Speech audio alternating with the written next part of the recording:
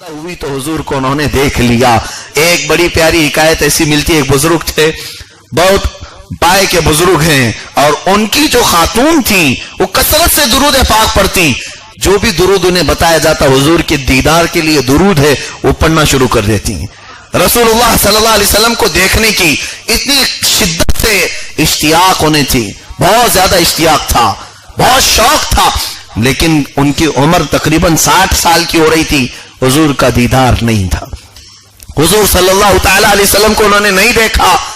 उनके शोहर से वो शिकायत करती रही, मैं पढ़ती पढ़ती बूढ़ी हो गई, कभी हुजूर ने मुझे अपने दीदार से नहीं नवाजा, पता नहीं मेरी आंखें किस तरह की गंदी हैं।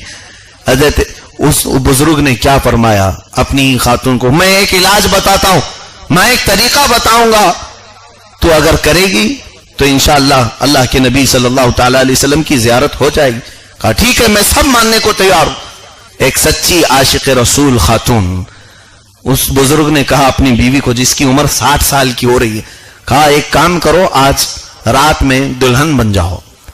60 साल की औरत दुल्हन बने, उसे घूंघट लाएं, उसके बनाव संघार का सामान ला करके दिया, सजाया संवारा उनको बहुत, और उसके बाद फिर अपने पूरे रिश्तेदारों को दावत दे दी, आओ मेरे घर में आज दावत है।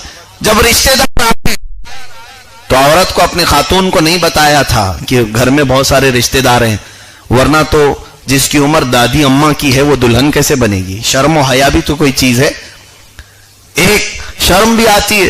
तो सब रिश्तेदार अचानक पहुंचे तो ये घूंघट ओढ़े बैठी हैं, चूड़ियां पहने और बिल्कुल सजी संवरी है, तो लोग ताना देना शुरू कर दिए और बहुत सारी ऐसी बातें उसे सामने कहने। एक नेक खातून जिसने जिंदगी भर अपनी इज्जत कमाई इबादतों से, उसे अचानक लोग ये बोलना शुरू कर दिए, बूढ़े वक्त में ये क्या तुझे शौक पैदा हो गए, तू बुढ़ापे में अब दुल्हन बनना चाह रही है, निकाल ये घूंघट, ये सारी चीजें क्या, हर तरह के बुढ़ापे में इसको जवानी याद आ रही है, बुढ़ापे में ये हो गई है, ये बिगड़ गई है, आवारा हो रही है, पता नहीं किसको दिखाना चाह रही है। इतनी बातें उस दिन की गई तो इस खातून को इतनी तकलीफ हुई, वो घूंघट वगैरह सब उठा के फेंक दी, अपनी चूड़ियां तोड़ दी, अपने हुजरे में जाकर बहुत रोई और अपने शौहर पर भी बहुत गर्म थी, नाराज थी, क्या मेरे शौहर ने मुझसे ऐसा क्यों करवाया, सबके सामने जलील कर दिया, सबके सामने मेरी इज्जत निकाल दी।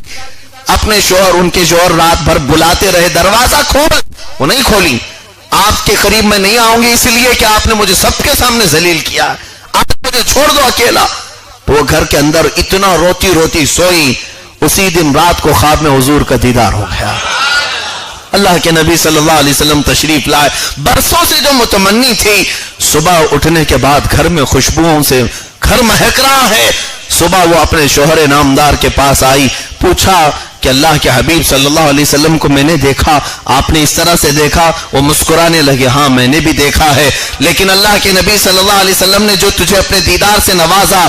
वो खातून पूछती है, ए मेरे रफीक हया, ये कौन सा तरीका था हुजूर की दीदार का, ये कौन सा तरीका था हुजूर के दीदार का, ऐसा तो कोई तरीका मैंने ना कहीं पढ़ा है। उनके शोहर ने कहा, ये अल्लाह के औलिया की बात है, कब उनके दिमाग में क्या क्या बातें आए। उन्होंने ये कहा, मैं हुजूर सल्लल्लाहु अलैहि वसल्लम की तबीयत को जानता हूं, मैं ये तरीका खुद मेरे दिमाग से गढ़ा था, कहीं किताब में पढ़ा नहीं था। मैंने ये सोचा इस तरह करूंगा तो तू टूट जाएगी, बहुत तुझे ताने कभी किसी ने नहीं दिए, तानों का दर्द क्या होता है तुझे मालूम नहीं था, एक बार मैं सबके तरफ से तुझे जख्मी करना चाहता था, इसलिए कि मैंने ये तो जरूर पढ़ा है, जिसका दिल जख्मी हो जाए उसके दिल को जोड़ने के लिए मदीना का ताजदार तशरीफ लाता है।